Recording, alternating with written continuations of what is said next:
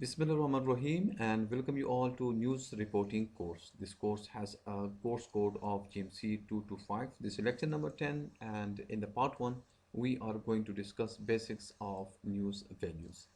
I'm Anwar Khan, lecturer journalism in Mass Communication Department, Kohat University of Science and Technology.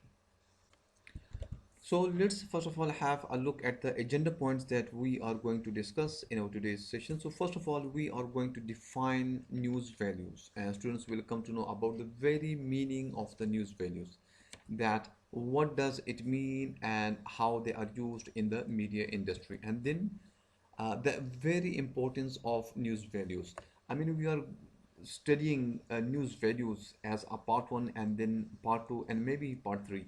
Then what is the importance of news values that we are giving so much importance to it that have divided this very section into parts, right? So we are going to have a look at the importance of news values in the second part, and then a history of news values. We are going to discuss it, a brief history it will be, and we are going to have a look at it, and then answering questions. There will be some of the questions that may arise in the minds of the students, so we are going to address all those questions, and then finally we are going to have a look at the various types of the news values. We will discuss that we will discuss some of the news values, and then in the part two we are going to discuss more types of the news values. So these are some of the agenda points that we are going to discuss in our today's session, and I hope that at the end of this session, at the end of this presentation, our students will be able to answer all these uh, concepts and points that we are going to discuss in our today's session. So background to news values, it means that we are not going directly to the section of the defining news values, but we are going first of all to make a ground for the news values. After that, we will go towards the definition of the news values, and over there we will define it. So in the background, we can say that well, what happens that the 21st century is called the age of the information, right? And it is called so because numerous changes have taken place in our society, and this our society is passing through different industrial revolution and different other phases, and that is the reason that we call it as the age of the information. And for me, it is the age of the revolution, right? Numerous and very valuable discoveries and inventions are taking place, and this has brought a revolution in the society. And one of the revolution is in the form of the information, but unfortunately what happens that we are nowadays witnessing information overload. Every day, on a daily basis, everyone passes through a bulk of information, and the same is the case with the journalist, that he or she deals with bulk of the information. So there is actually a problem for him to decide that which of the information is newsworthy and which information is not newsworthy. So a newsworthy information will be given to the audience with the help of the media, print media, electronic media, online media, and any other media that may arise in the future. And that information which is not newsworthy, so what will happen with that information is that it will be discarded. It will not be given to the public. So the thing is that we are living in the age of the information, and when we are witnessing as information overload, then there is, I mean, we need some yardsticks to select that information which is newsworthy, and to discard or that information which is not newsworthy. So in this regard, what happens that several studies have been conducted into the information worthiness, that which of the information has to be given to the audience and which not. So it requires some techniques, it requires skills that on the part of the journalist, that if he or she is selecting one information and discarding another information, so there will be some valid reasons for the selection and deletion of the information, right? And that is the reason that we are going to discuss this very topic over here. And what happens that in on daily basis, in the newspaper, in the television, in the online, certain section of the society is given coverage, while other sections of the society, they are not given that much of the coverage, right? So over here we think about it, that why and what is the reason that a specific section of the people, they are in the media, and when anything happens to them, then media is giving them coverage. In the coming slides we are going to discuss it, that how they are given coverage, and whom are the people whom are not given coverage, right? So in the society, what happened, that it is divided into different sections, and media is taking or giving coverage to a specific section of the society. Yes, other section of the society, they are given very minimum coverage, right? So let's discuss in the very next slide that how they are giving coverage to that particular section of the society. So let's have a look at this very example, that Mr. Nadeem is going to Saudi Arabia for Hajj. And the second claim, that Pakistani cricketer Hassan Ali is going to Saudi Arabia for Hajj. So what do you think? What's your opinion, that which of these statements will come in the media?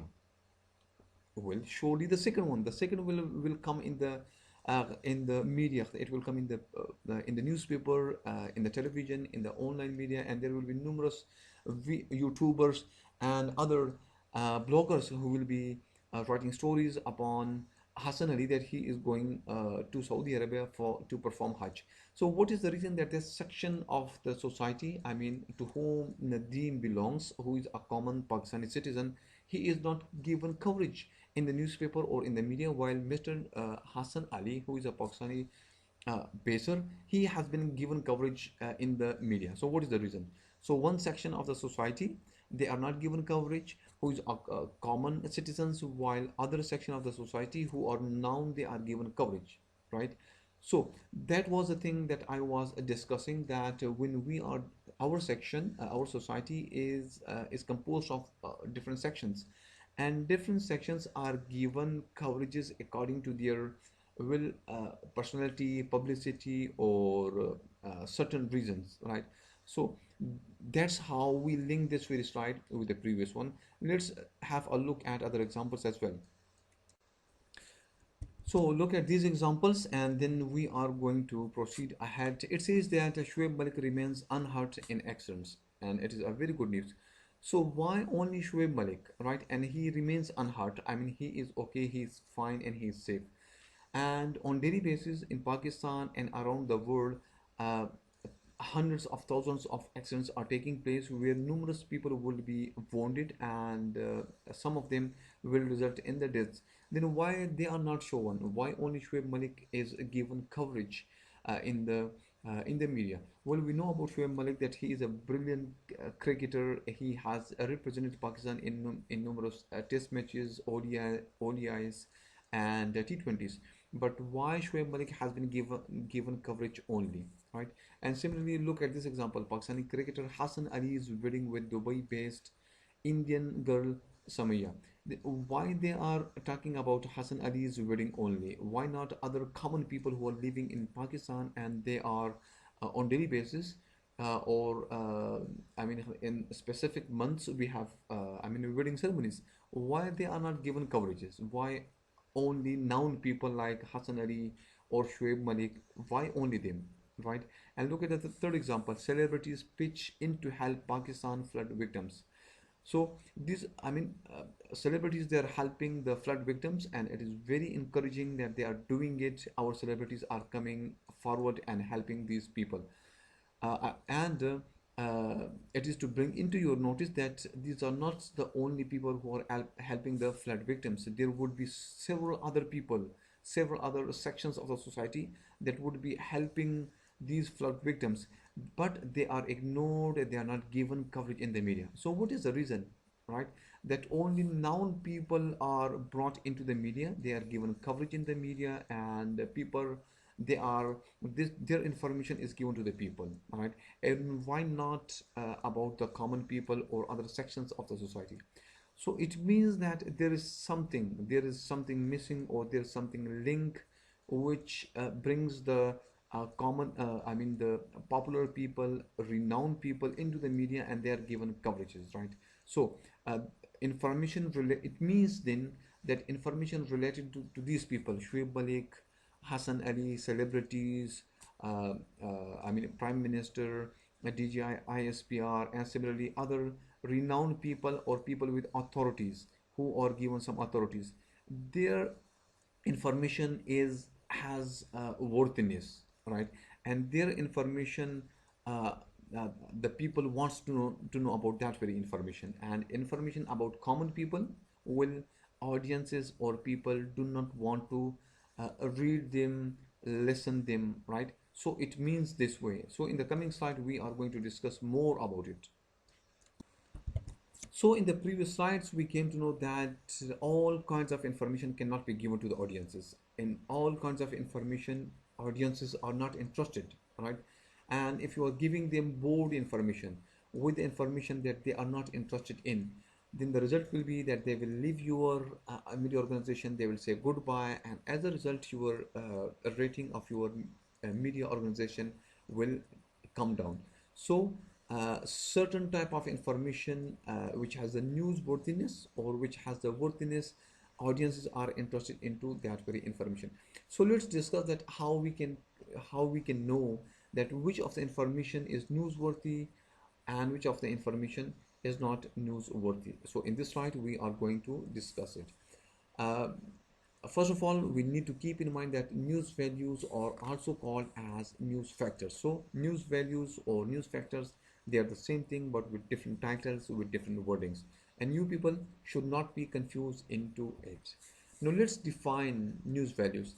News values are basically guidelines or criteria or principles which help journalists to decide which information is newsworthy and which information is not newsworthy. All right. So it's very simple. We came to know about news values, that news values are nothing but guidelines or the criteria which helps journalists, which helps us to decide that which of the information is newsworthy and which of the information is not newsworthy, right? And this is very important. News values, they are very important in the media industry because it saves journalists from many troubles. It saves the time of the journalist, it saves the energy of the journalist, and from it saves the journalist from fatigue, because wasting their time and energy, right? So this very news values will help them to avoid all these problems, all these troubles, and they are very important. As we know that if you have temperature, so we have doctors have thermometer, and with the help of thermometer they will come to know that you have this degree of temperature. So in the same way, journalists have news values, and with the help of these news values, they can gauge the newsworthiness of information, right? If a particular type of information has more newsworthiness, so that very information will be given to the audiences first, then they will have second information, third information, and fourth information, right? And remember that these news values helps us to decide placement, length, and importance of a news story.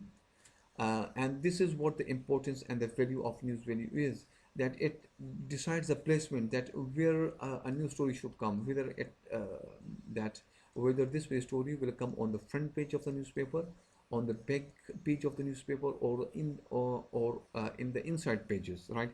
And similarly, what will be the length of that very story, whether it will be as a one column stories, two column story, three column story, or it will be more than three column story, and similarly the importance of that very story, right?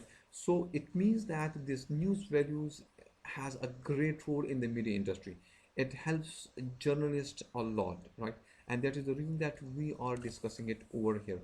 And remember, and it is very interesting that it is followed in all the media outlets, in the print media, broadcast media, online media, and other media, right? All of them, they follow the news values, right? And it actually shows the value of news values. And then finally, another important fact is that nationally, I mean, in all the media organizations as well as internationally, all the media organizations, they follow news values, right? So CNN, BBC, Fox News, and other media organizations, as well as national media, uh, which is in the form of print media, broadcast, online, all of them, they follow it. So let's have a look at the history of the news values, and it is said that two of the scholars, known as Johann Galting and Mary Roach, they are the two scholars who are credited with popularizing with notion of the news values. And in 1965, they carried out a research and they put forward a system of 12 factors, right, in their research, which helps journalists, which helps us to discuss and define newsworthiness, right? So these are the 12 factors which have been put forwarded by these two scholars, and they said these, if any of the information which has any of these 12 factors, that very information will be newsworthy information, and the journalist should give that very information to the audiences. And any information which do not have any of these 12 factors, that very information will not be newsworthy, and then the journalists, they do not give that very information to the public. So now let's remove this very puzzle, this mystery, and you will be thinking that what are the news values that helps us to decide which information or which event is newsworthy and which is not. So these newsworthies which have been given by Galting and Roach are in the form of, yes, these are the 12 factors. These are the 12 principles which helps journalists to decide which information, which incident or which event has to be given to the public and which not. So frequency, timeliness, familiarity, negativity, conflict, unexpectedness, personalization, meaningfulness, eliteness, superlativeness, consonance, and unambiguity. So these are the 12 factors which have been uh, put forwarded by these two scholars in their research paper in 1965, right? And they said that if any of the information has any of these news factors, so that very event or information has to be given to the public. Otherwise, uh, those information which do not have any of it, so those information should not be given to the public.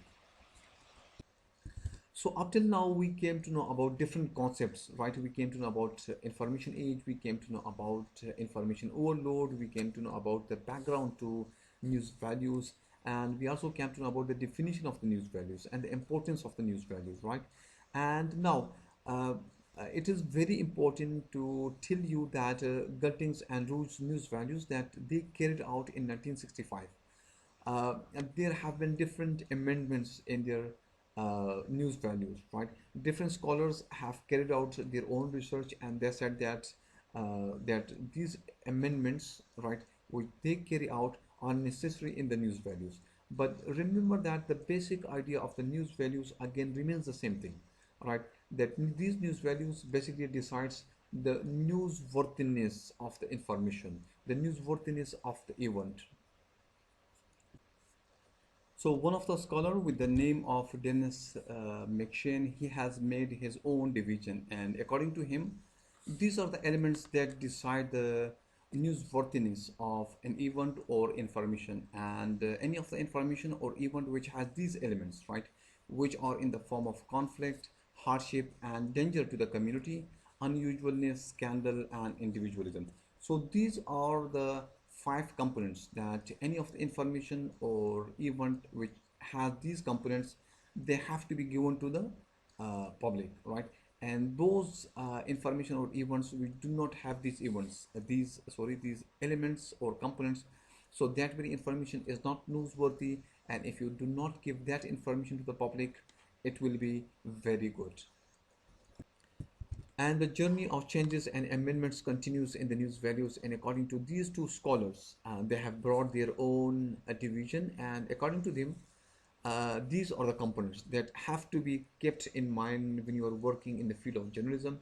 And they say that power elite, celebrity, entertainment, bad news, good news, follow-ups, media, agenda, relevance, magnitude, and surprise. So these are the 10 elements or components that the journalists must keep in mind while they are reporting, because any of the event or information which has any of these elements, it is a newsworthy event or information, and it has to be reported, it has to be given due coverages, right? So in the previous slides, when we were discussing about the Shoaib Malik or Hassan Ali or celebrities, so over here we can see that the component of the celebrity is here, and it means that the news or information related to celebrities, they have to be recorded, they have to be given due coverage, and the public audiences, they are interested to know about their lives, their activities, and their happenings. Another division, another amendment has been made by Harrison, and they are in the form of the availability of pictures of film, short dramatic occurrences, and a novelty value capable of simple reporting, grand scale, negative,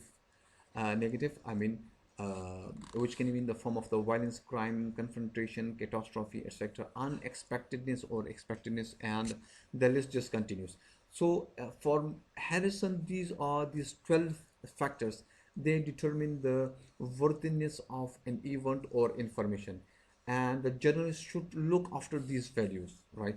And remember that we are in the coming slides we are going to discuss these news values, and then the students will come to know that how to define or find these news values in the information, and then how to report it to the audiences.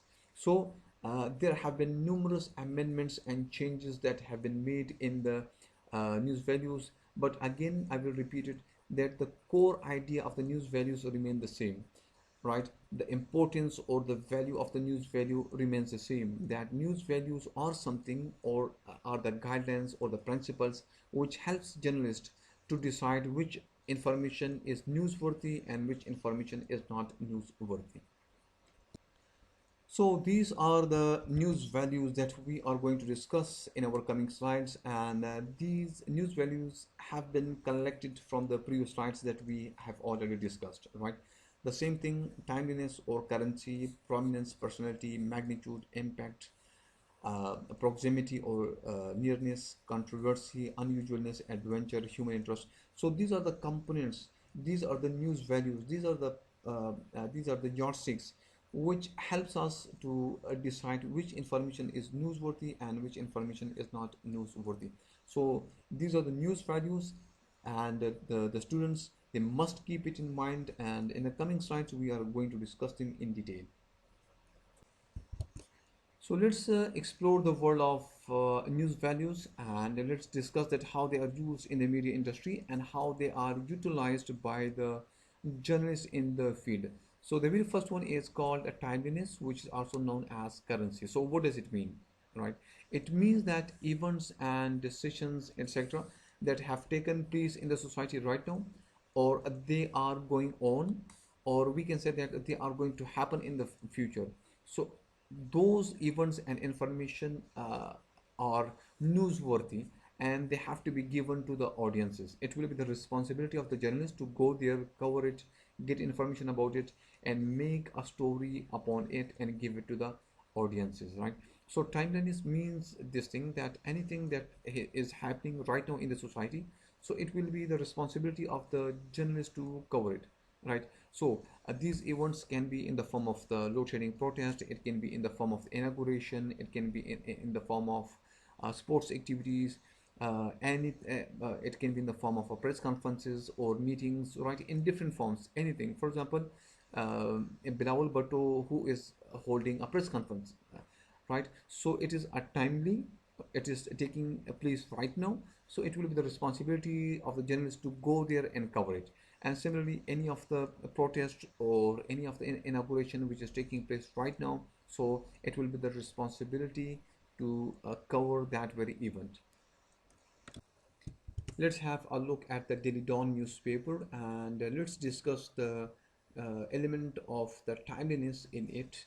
And the very first story, which says Indian offer led to quiet talks on all major issues. And this fifth story has been given in the Daily Dawn newspaper because of the fact that this offer has recently taken place, has recently revealed, and that is the reason that media and media scholars, they are talking about this very offer.